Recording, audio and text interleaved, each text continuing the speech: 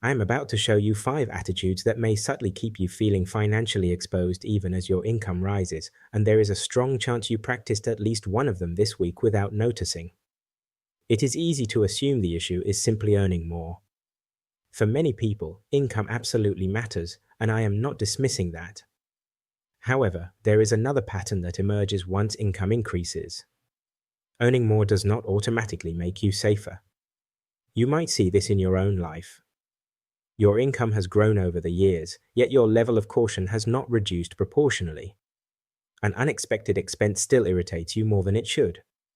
From the outside, your lifestyle looks solid, yet privately your sense of stability feels thinner than expected. The reason is straightforward. Income and safety are not the same thing. Safety comes from structure.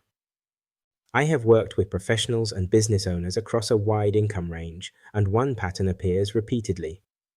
Higher income is often expected to create calm. Sometimes it does. Frequently it does not, because the structure underneath remains fragile. I made this mistake myself. There was a period where my income improved and I assumed safety would rise automatically. I allowed commitments to expand because they felt reasonable. I normalized certain comforts because I could afford them. Then something became clear. My income had increased, but my margin had not increased proportionally. My exposure felt similar. That experience taught me that income can rise while safety stays flat. You may have experienced something similar. A raise arrives and seems to disappear within months. An upgrade feels exciting briefly, then becomes normal. You are objectively doing better, yet you still feel close to pressure. Here is a simple way to understand this. Imagine your income as water filling a bucket. If the bucket has a small hole, pouring in more water does not solve the issue. You simply increase the flow through the hole. Later, I will explain the most overlooked element of this income trap, which often affects even organized people. Let us begin with the first behavior. The first behavior is allowing your baseline to rise automatically. Your baseline is the monthly amount required to maintain your current life without discomfort. When that baseline increases without deliberate design, your safety requirement increases alongside it. This happens gradually. You move to a more expensive home because it feels like the logical next step. You upgrade your car because the payment seems manageable. You add subscriptions, services, or conveniences because you have worked hard and it feels justified. None of this is morally wrong. The question is what it does to flexibility. The cost is usually reduced margin, reduced optionality, increased dependency on maintaining high income just to feel normal. If you want to correct this, you could follow 5 steps. First, calculate your true baseline clearly and write it down. Sit down and determine what it genuinely costs to maintain stability. Housing, utilities, food, insurance, transport, minimum debt payments. Not the upgraded version. The stable version. Many people realize they have never defined this number precisely. Second, separate essential costs from lifestyle choices so you can distinguish what is fixed and what is flexible. Your mortgage may be essential.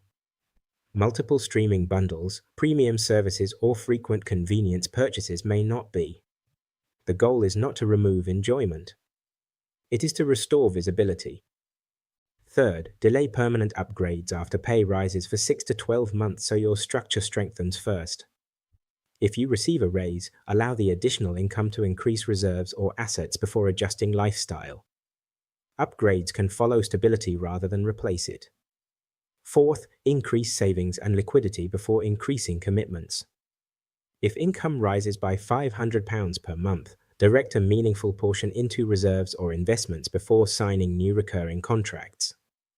Fifth, review recurring costs quarterly and ask, if I were choosing this today, would I commit to it?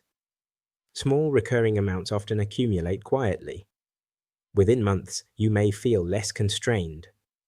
Over a year, your safety often becomes more tangible. The second behavior is assuming your current income is permanent. This is not pessimism.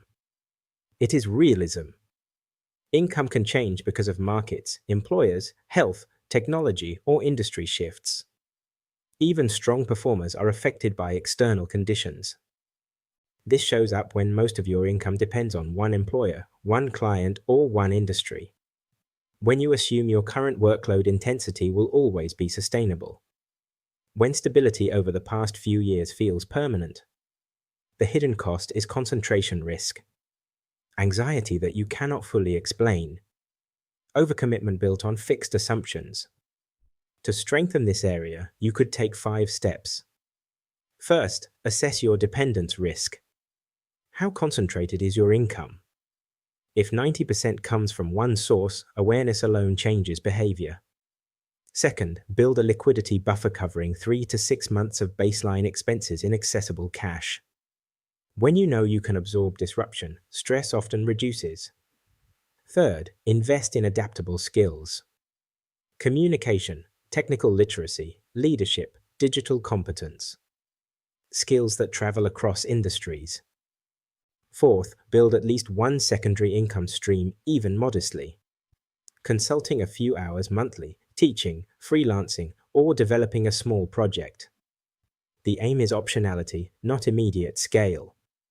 Fifth, review your exposure annually and ask, if my main income dropped temporarily, what would my next move be? Having a plan reduces uncertainty. Within months, optionality often produces calm. The third behavior is confusing consumption with progress. Consumption changes your environment quickly. It feels like movement. However, it does not always improve safety. You may purchase convenience to reduce stress, and that spending becomes structural. You upgrade items that feel rewarding but do not increase resilience.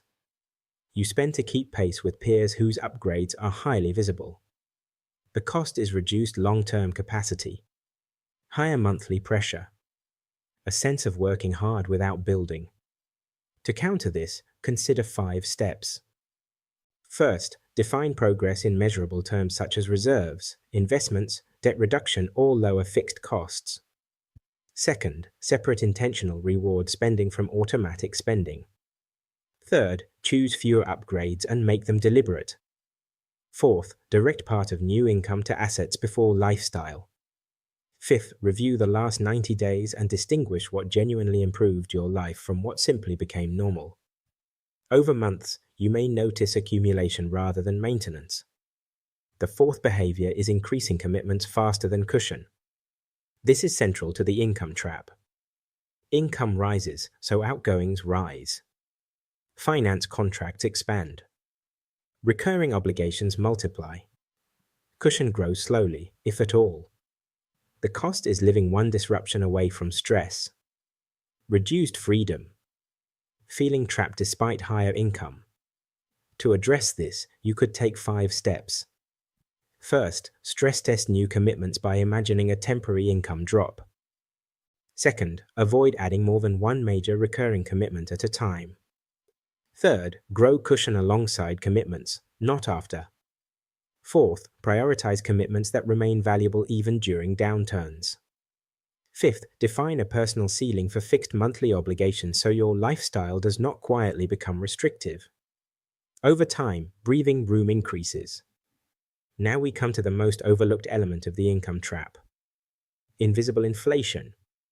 Invisible inflation occurs when higher spending becomes normal so quickly that you stop noticing it. What once felt like a luxury becomes expected. What was optional becomes necessary. This is not a moral weakness. It is adaptation.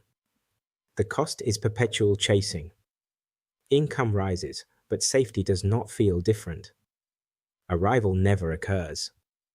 To guard against this, consider 5 steps. First, treat pay rises as structural opportunities rather than lifestyle invitations. Second, automate a portion of every increase toward assets or reserves. Third, conduct a monthly reflection and ask what you are now treating as normal. Fourth, practice deliberate appreciation for stability rather than constant upgrading. Fifth, periodically reduce spending in one area intentionally to prove to yourself that comfort and safety are not identical. Within weeks, awareness sharpens.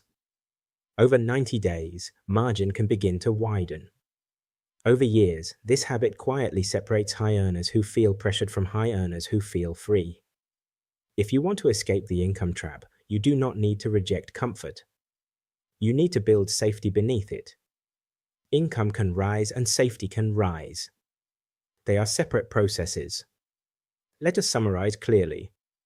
Earning more may not increase safety if your baseline rises automatically, if you assume income permanence, if consumption replaces progress, if commitments outpace cushion, and if invisible inflation resets normal. You do not need more motivation. You need structure. You are someone capable of building safety deliberately. If this resonated, comment safety first.